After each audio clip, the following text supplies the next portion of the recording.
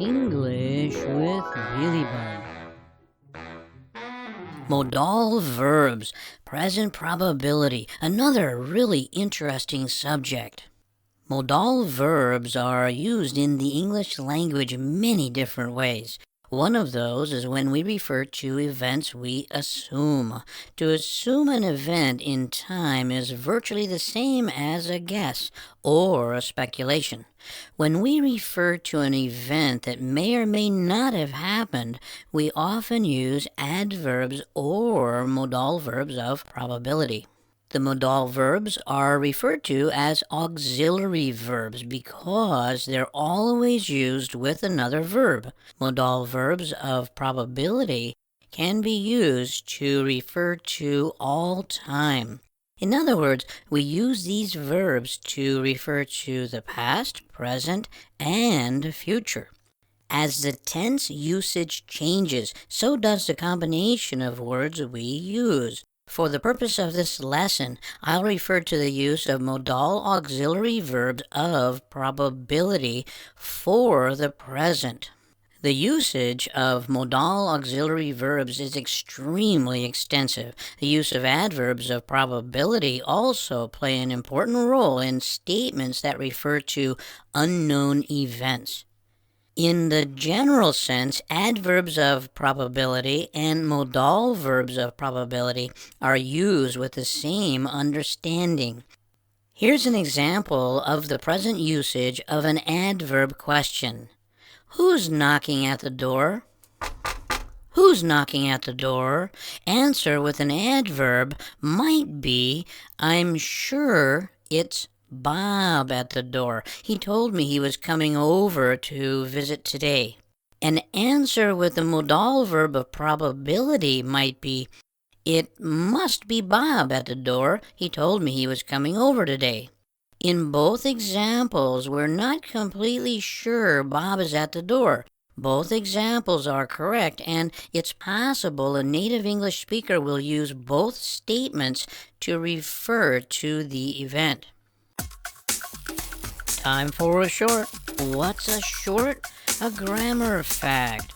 What are collective nouns? Collective nouns are words that refer to groups. Other modal auxiliary verbs used in the present are can't, could, may, and might. Other verbs used to refer to the present are have to, want to, and need to. We might also use other verbs or phrases to refer to possible actions or states. Modal auxiliary verbs are used in the positive, negative, and question form with the verb to be when we refer to the present. Here's a question example. Who would that be knocking on the door? Another example. Who might that be knocking at the door?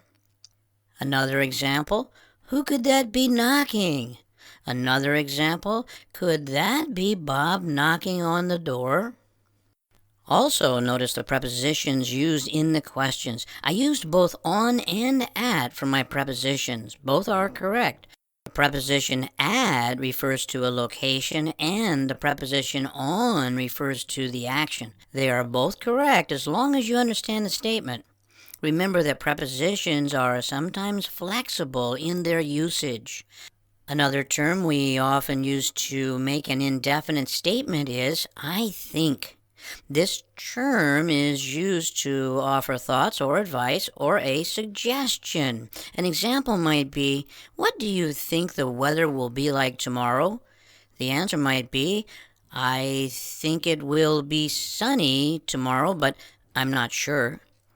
Another answer could be, maybe it'll be sunny, but I'm not sure. Here I've used both an adverb and modal auxiliary verb to share my opinion or thought. These examples refer to the future. Have fun with English. Bill, time for dinner.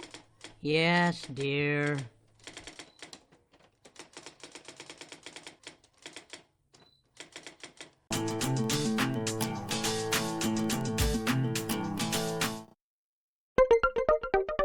Thanks for watching. If you haven't already, please subscribe to our channel.